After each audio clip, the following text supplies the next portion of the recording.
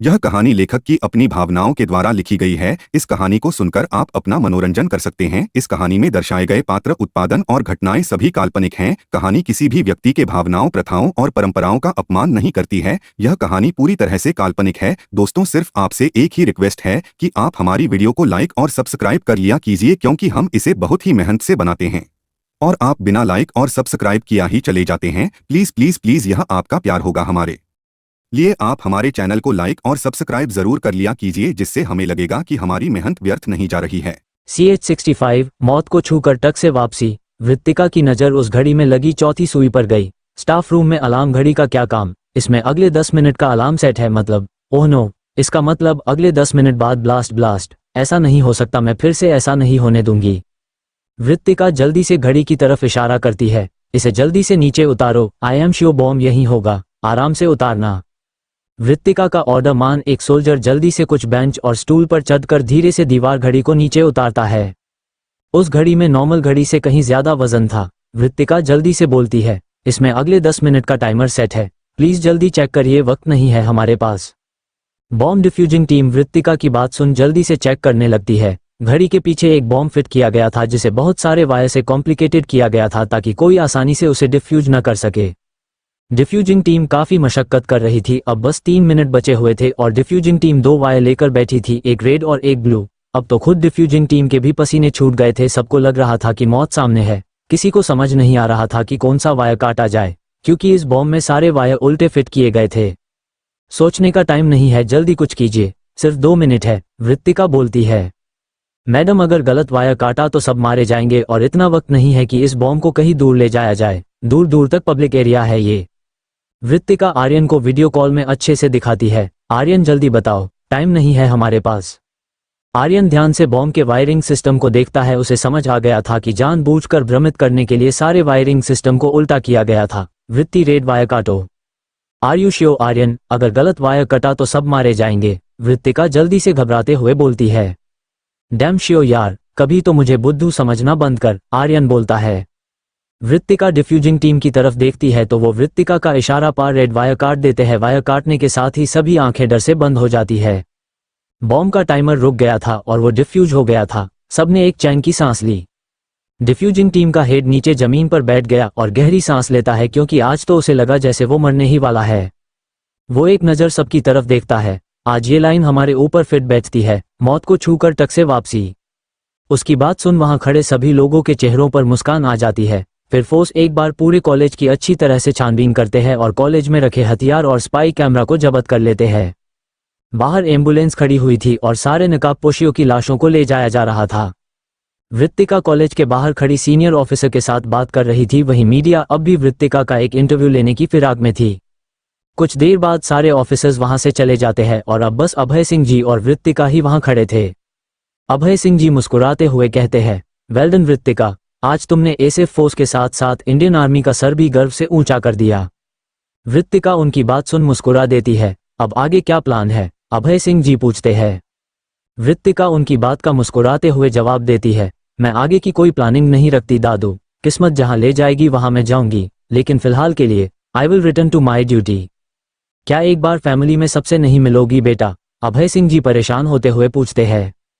मुझे नहीं लगता अभी सही वक्त है इसका, मुझे देखते ही सबको मम्मी डैडी सबकी याद आएगी और सब पुरानी बातों को याद कर दुखी होंगे। ये सब मुझे कमजोर बनाएगा और मैं अभी कोई कमजोरी नहीं चाहती, इसीलिए अभी मैं किसी से नहीं मिलूंगी, लेकिन बहुत जल्दी सबसे मुलाकात होगी। ऑफिसर वृत्तिका अवस्थी बनकर नहीं बल्कि वृत्ति बनकर, वृत्तिका बोलती है। अभय सिंह जी ध्यान से वृत्तिका की तरफ देखते हैं। उसकी आंखों में उन्हें जुनून और बदले की झलक साफ नजर आ रही थी और वो उसके अंतर्मन में चल रही लड़ाई को अच्छी तरह समझ पा रहे थे, इसीलिए वो वृत्तिका को कुछ नहीं बोलते। जैसा तुम्हें ठीक लगे बेटा, लेकिन कोई भी प्रॉब्लम हो तो अपने इस दादू को याद करना, तुम्हारा दादू और पूरी फैमिली है तुम्हारे लिए, कभी खुद को अकेला मत समझना, अभय सिंह जी बोलते हैं। वृत्तिका मुस्कुराते हुए नम आंखों से अभय सिंह जी के गले लगती है। फिर वो आंखों पर सनग्लासेज चढ़ाकर गाड़ी की तरफ बढ़ जाती है। वृत्तिका के गाड़ी की तरफ बढ़ते ही मीडिया वाले भी वृत्तिका की तरफ दौड़ते हैं। मैम एक क्वेश्चन प्लीज मैम, मीडिया वाले एक दूसरे को धक्का देते हुए वृत्तिका के सामने माइक करते हुए बोलते हैं। वृत्तिका एक नज़र सब पर डालती है। आई एम सॉरी, मैं आपके किसी सवाल का जवाब नहीं दे सकती, मुझे लाइमलाइट में रहना पसंद नहीं है। एक्सक्यूज मी, इतना बोल वृत्तिका गाड़ी के अंदर बैठ जाती है।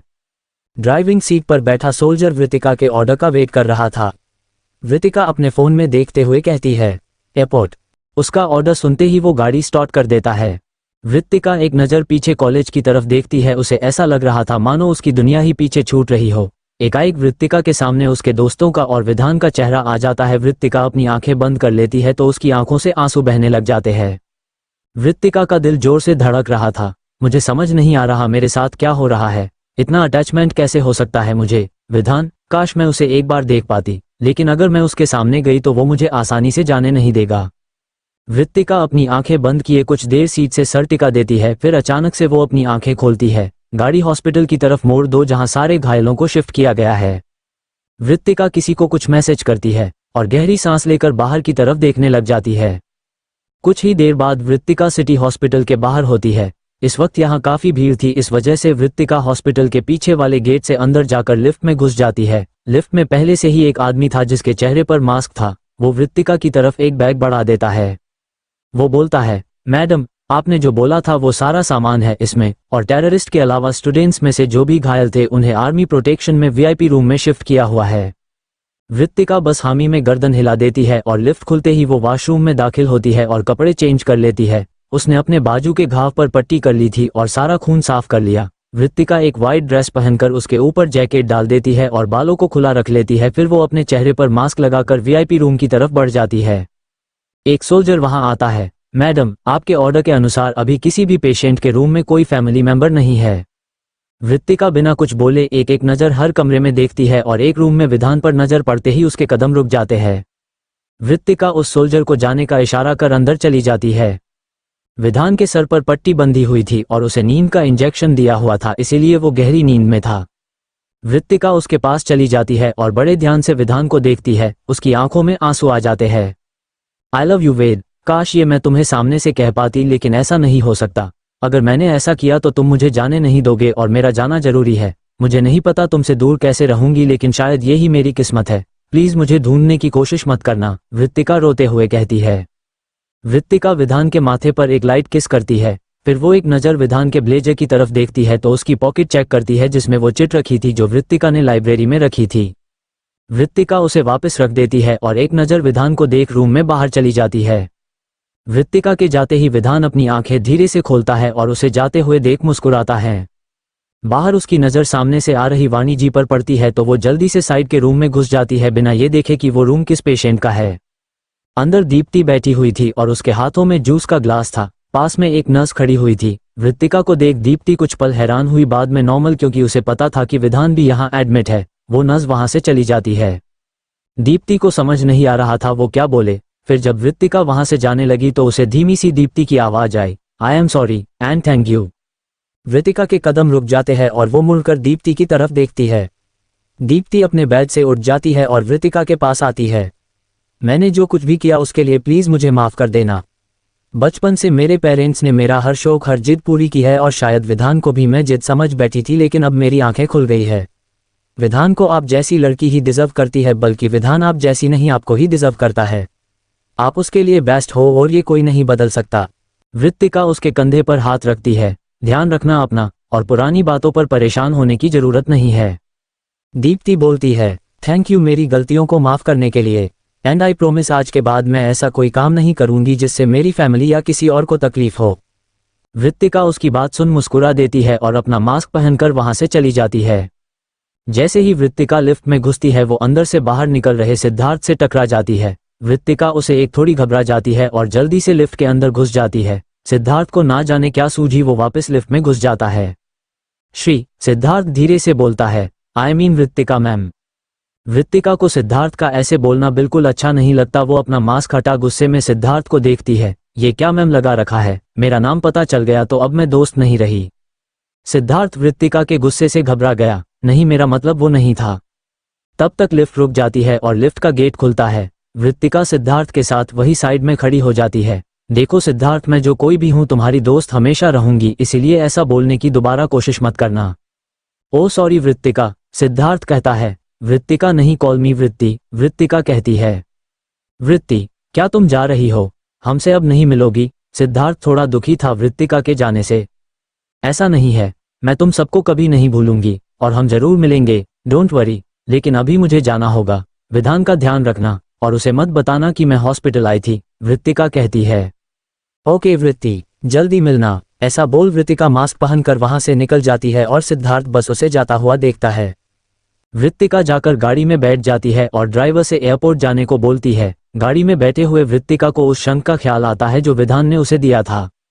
एयरपोर्ट पहुंचकर वृत्तिका गाड़ी से उतरते हुए कहती है, मैं जहां रहती थी वहां से मेरा सारा सामान पैक कर रखे मुंबई पहुंचा देना, सारा सामान कुछ छूटना नहीं चाहिए। इतना बोलकर वृत्तिका एयरपोर्ट के अंदर चली जाती है। 66 हार्टलेस किंग की फाइटर क्वीन। वृत्तिका उसकी बात सुन मुस्कुरा देती है और अपना मास्क पहनकर वहां से चली जाती है। जैसे ही वृत्तिका लिफ्ट में घुसती है वो अंदर से बाहर निकल रहे सिद्धार्थ से टकरा जाती है। वृत्तिका उसे एक थोड़ी घबरा जाती है और जल्दी से लिफ्ट के अंदर घुस जाती है। सिद्धार्थ को ना जाने क्या सूझी, वो वापस लिफ्ट में घुस जाता है। श्री, सिद्धार्थ धीरे से बोलता है, I mean Vrittika ma'am. Vrittika को सिद्धार्थ का ऐसे बोलना बिल्कुल अच्छा नहीं लगता। वो अपना मास्क हटा गुस्से में सिद्धार्थ को देखती है। ये क्या मैम लगा रखा है, मेरा नाम पता चल गया तो अब मैं दोस्त नहीं रही। सिद्धार्थ वृत्तिका के गुस्से से घबरा गया, नहीं मेरा मतलब वो नहीं था। तब तक लिफ्ट रुक जाती है और लिफ्ट का गेट खुलता है। वृत्तिका सिद्धार्थ के साथ वही साइड में खड़ी हो जाती है। देखो सिद्धार्थ, मैं जो कोई भी हूं तुम्हारी दोस्त हमेशा रहूंगी, इसलिए ऐसा बोलने की दोबारा कोशिश मत करना। ओ सॉरी वृत्तिका, सिद्धार्थ कहता है। वृत्तिका नहीं, कॉल मी वृत्ति, वृत्तिका कहती है। वृत्ति, क्या तुम जा रही हो? हमसे अब नहीं मिलोगी। सिद्धार्थ थोड़ा दुखी था वृत्तिका के जाने से। ऐसा नहीं है, मैं तुम सबको कभी नहीं भूलूंगी और हम जरूर मिलेंगे, डोंट वरी। लेकिन अभी मुझे जाना होगा, विधान का ध्यान रखना और उसे मत बताना कि मैं हॉस्पिटल आई थी, वृत्तिका कहती है। ओके वृत्ति, जल्दी मिलना। ऐसा बोल वृत्तिका मास्क पहनकर वहां से निकल जाती है और सिद्धार्थ बस उसे जाता हुआ देखता है।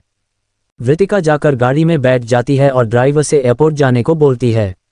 गाड़ी में बैठे हुए वृत्तिका को उस शंख का ख्याल आता है जो विधान ने उसे दिया था। एयरपोर्ट पहुंचकर वृत्तिका गाड़ी से उतरते हुए कहती है, मैं जहां रहती थी वहां से मेरा सारा सामान पैक करके मुंबई पहुंचा देना, सारा सामान कुछ छूटना नहीं चाहिए। एक खूबसूरत लड़की जिसकी खूबसूरती देखकर हर इंसान बोले कि यह आसमान से उतरी हुई किसी परी की तरह है, उसके साथ होता है अन्याय और वह घर छोड़कर भाग जाती है। पर अभी भी उसका दर्द कम करना भगवान को मंजूर नहीं था और फिर से एक बार बदलती है उसकी जिंदगी और उसकी शादी हो जाती है एक ऐसे माफिया से जो करता है पूरे एशिया में राज। और अब होती है उसके जिंदगी की असली शुरुआत। कैसे बेरहम माफिया देता है उसे दर्द और फिर ऐसा क्या हो जाता है कि वह पागल हो जाता है। उसके प्यार में उसकी मासूमियत से नहीं बच पाता है उसका दिल और वह करने लगता है उसे बेनतहा मोहब्बत मासूमियत से भरी चांद की कहानी जो कर देती है एक डेविल माफिया को भी अपना दीवाना। इस स्टोरी को पूरा सुने आप भी हो जाएंगे चांद के दीवाने। चैनल को सब्सक्राइब कर सर्च करें mafia cute girl, mafia cute girl. इतना बोलकर वृत्तिका एयरपोर्ट के अंदर चली जाती है। हॉस्पिटल में वाणी जी, धीरज जी और अभय सिंह जी परेशान होकर विधान के रूम में बैठे हुए थे। पास ही में सिद्धार्थ भी खड़ा हुआ था। वाणी जी की आंखों में आंसू थे। एक तरफ वो विधान को ऐसे घायल देख परेशान थी, दूसरी तरफ वृत्तिका के जाने की खबर से दुखी थी। विधान को कुछ देर में होश आ जाता है। वाणी जी प्यार से उसके सर पर हाथ फेरती है। वेद, वाणी जी धीमे से बोलती है। विधान बस सबको एक नजर देखता है और कुछ जवाब नहीं देता। कुछ देर बाद वाणी जी, धीरज जी और अभय सिंह जी कमरे से चले जाते हैं। सिद्धार्थ आकर विधान के पास बैठता है। मैं तो डर ही गया था ब्रो, पता है सेमिनार हॉल में चिंकी का रो रो कर बुरा हाल था। कहाँ था तू? सिद्धार्थ बोलता है। विधान एक नजर उसकी तरफ देखता है। वो चली गई। सिद्धार्थ विधान को देखता है, उसे समझ नहीं आता वो क्या जवाब दे। पता नहीं यार, दादू ने भी कुछ नहीं बताया। लेकिन तुझे कैसे पता? क्या तेरे बेहोश होने से पहले कुछ हुआ था क्या? विधान आंखें बंद कर लाइब्रेरी वाली बात याद करता है। जिस वक्त वृत्तिका ने उससे अपने प्यार का इजहार किया था वो होश में ही था। और हॉस्पिटल में भी जब वो उससे मिलने आई थी विधान ने सब महसूस किया और वो हल्का मुस्कुराया। सिद्धार्थ को समझ नहीं आ रहा था कि विधान ऐसे मुस्कुरा क्यों रहा है। क्या हुआ ब्रो, तू ऐसी सिचुएशन में मुस्कुरा क्यों रहा है? विधान उसकी तरफ देखता है। क्या तू उससे मिला था उसके जाने से पहले? सिद्धार्थ अब थोड़ा घबरा जाता है। वृत्तिका ने उसे मना किया था कि वो विधान को कुछ ना बताए। नहीं, झूठ मत बोल, तुझे पता है ना तू मुझसे झूठ नहीं बोल पाता। मुझसे मिलने आई थी, उसने जो बोला मैंने सब सुना, मैंने उसकी करीबी महसूस की, विधान मुस्कुराते हुए कहता है। सिद्धार्थ अब थोड़ा हैरान हो जाता है। लेकिन तुझे तो होश ही नहीं आया था ना, और अगर तुझे पता था तो तूने उसे रोका क्यों नहीं? विधान अब थोड़ा मुस्कुराता है। क्योंकि वो जाना चाहती थी इस वक्त, इसीलिए मैंने उसे जाने दिया। लेकिन अब अगर वो मेरे सामने आ गई तो मैं उसे जाने नहीं दूंगा। वैसे भी वो एक फाइटर गर्ल है, उसके लिए कोई टिपिकल प्रिंस चार्मिंग नहीं, एक हार्टलेस किंग ही होना चाहिए। हार्टलेस किंग की फाइटर क्वीन, जिसका दिल बस उसकी क्वीन के लिए धड़कता हो। सिद्धार्थ थोड़ा हैरान था। ये तू कैसी बातें कर रहा है यार? क्या तू पहले की तरह ऑफिस ज्वाइन करने वाला है? अब दादू ने मुझे जिंदगी में थोड़े सुकून और शांति के लिए जबरदस्ती कॉलेज भेजा था।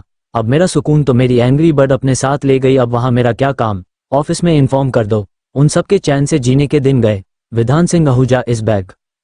सिद्धार्थ विधान की इन जुनून भरी बातों से थोड़ा घबरा गया था। एंग्री बर्ड मतलब?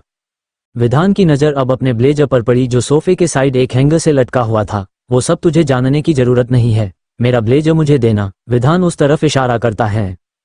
सिद्धार्थ उसे ब्लेजर लाकर दे देता है। फिर विधान उसे घूर कर देखता है। मैं पेशेंट हूं यार, मुझे आराम करने दे, डिस्टर्ब मत कर।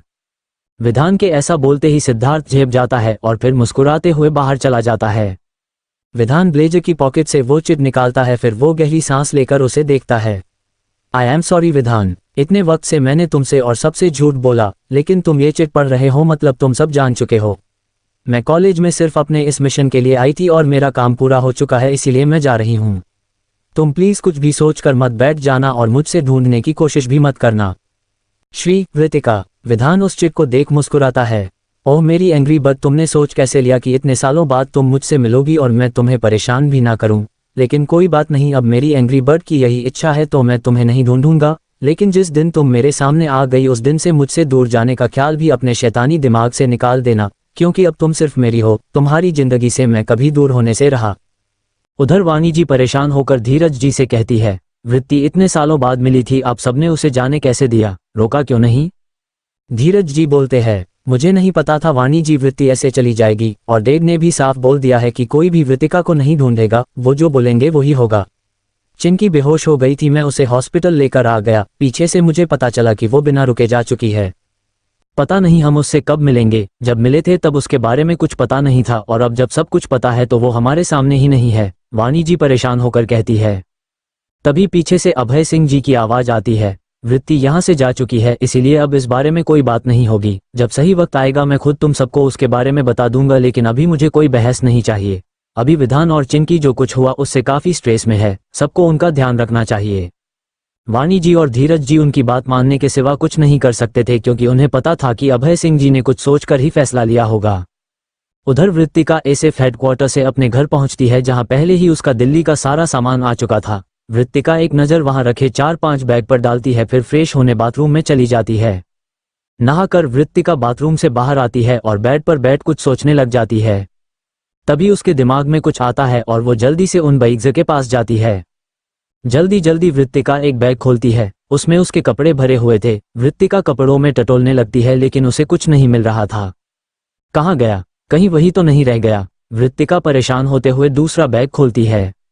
ऐसे वृत्तिका पूरे रूम में सामान फैला देती है। सबके सब निकम्मे हैं, जो चीज चाहिए वो ही नहीं लाए, फालतू का सामान भर का ले आए। वृत्तिका की आंखों से ना जाने क्यों आंसू आने लग गए। वृत्तिका सारे सामान के बीच सर पकड़कर बैठ जाती है। कहाँ गया? क्या सच में नहीं है यहाँ? वृत्तिका बहुत परेशान हो जाती है। तभी उसके घर की बेल बजती है। वृत्तिका जल्दी से अपने आंसू साफ करती है और गेट खोलती है तो उसका ड्राइवर था। हाँ बोलो, वृत्तिका बिना भाव के पूछती है। मैडम वो गाड़ी में ये बैग रह गया था, शायद आपके सामानों के साथ था, निकालना भूल गए थे। वृत्तिका उसके हाथ में एक छोटा ट्रॉली बैग देखती है तो झट से उसे ले लेती है। तुम जाओ। फिर वो जल्दी से बैग को लेकर अपने रूम में आती है और उसे हड़बड़ी में खोलती है। बैग खोलते ही उसके सबसे ऊपर रखे शंख को देख वृत्तिका की नम आंखें चमक उठी। वो जल्दी से रोते हुए उसे ले लेती है। फाइनली मिल ही गया, मैं तो घबरा गई थी, काश जितना ये मेरे पास है इसे देने वाला भी होता। तभी वृत्तिका की नज़र बैग में रखी उसकी डायरी पर पड़ती है तो वो डायरी को लेकर उसके पन्ने पलटने लग जाती है। डायरी में उसके दोस्तों के साथ फोटोज भी लगी हुई थी, जिसे देख वृत्तिका की आंखों से आंसू बह रहे थे और चेहरे पर मुस्कान आ गई थी। वृत्तिका रोते हुए सारी फोटोज बड़े ध्यान से देख रही थी। फिर विधान की और उसकी एक फोटो पर वृत्तिका की नजरें रुक जाती है और उसके साथ रखे सूखे हुए फूल को देख वृत्तिका फूट फूट कर रोने लग जाती है। मैं क्या करूं? मुझे कुछ समझ नहीं आ रहा। काश मैं तुमसे कभी नहीं मिलती। आज मुझे फिर से वही दर्द हो रहा है जो मैंने अपनी फैमिली को खोने के वक्त महसूस किया था। मुझे इस दर्द से आज़ादी चाहिए, लेकिन कैसे? मैं कैसे अपनी जिंदगी में सुकून लाऊं? मुझे तुम चाहिए विधान, लेकिन मैं तुम्हें कुछ हो ये भी बर्दाश्त नहीं कर सकती और तुमसे दूर नहीं रहना चाहती। मुझे कुछ समझ नहीं आ रहा। ऐसे ही रोते हुए वृत्तिका वहीं सामानों के बीच गठरी की तरह सिमट कर रोते रोते सो जाती है। एक बड़े से आलीशान महल जैसे विला में एक शख्स बड़े रोब से बैठा हुआ था। उसके सामने कितने ही नौकर सर झुकाए खड़े हुए थे और पास में एक खबरी खड़ा हुआ था। वो शख्स जोर से हंसता है। वैसे मानना पड़ेगा, उस अकेले इंसान का इतने लोगों का अकेले सफाया कर दिया। वो सब मेरी गैंग के आदमी थे, लेकिन उन सब की इस दर्दनाक मौत से मुझे फिर भी सुकून मिल रहा है। उन तिलचट्टों को क्या लगा, मेरे प्लान की कॉपी करके वो मेरी बराबरी कर लेंगे। उन्हें लगा ये शाहीपन उन्हें नसीब हो जाएगा। उन्होंने मेरे साथ दगा किया था, अब इसका अंजाम तो उन्हें भुगतना ही था। अगर वो सब वहां नहीं मरते तो यहाँ मैं उन्हें उससे भी दर्दनाक मौत देता। उनकी खुशकिस्मती है कि वो नर्क में पहुंच गए, वरना मैं उन्हें इसी धरती पर तड़पाता, मसल कर रख देता उन कीड़ों को। सामने खड़ा आदमी एक आईपैड उसकी तरफ बढ़ाता है। जनाब, ये है वो कमांडो जिसकी वजह से वो सब मारे गए हैं। वो शख्स उस आईपैड को लेकर बिना देखे जमीन पर पटक कर चकनाचूर कर देता है। उसकी शक्ल देखने की कोई जरूरत नहीं है हमें। इसने इन सभी धोखेबाजों को सजा दी है, तो हम इसे कुछ नहीं करेंगे। जी लेने दो इसे अपनी जिंदगी। आज मैं बहुत ज्यादा खुश हूँ। ये तो जश्न का दिन है। आखिर शेख आमिर के धोखेबाज साथी जो खत्म हो गए। जश्न की तैयारी करो। उसकी बात सुन वहां खड़े सारे नौकर जल्दी से वहां से निकल जाते हैं और वो शख्स जोर से हंसने लग जाता है। उसके साथ ही उसके पास खड़ा आदमी भी हंसने लग जाता है। आखिर अब क्या मोड़ लाएगा विधान और वृत्तिका का ये सफर? क्या वृत्तिका वापस लौट कर आएगी विधान की जिंदगी में? कौन है ये शेख आमिर? आखिर इसका क्या ताल्लुक है नकबपोशियों की गैंग से? आगे के एपिसोड सुनने के लिए सब्सक्राइब कीजिए हमारी चैनल किट्टू को, ताकि मुझे नए एपिसोड बनाने की प्रेरणा मिलती रहे। Thank you for your support.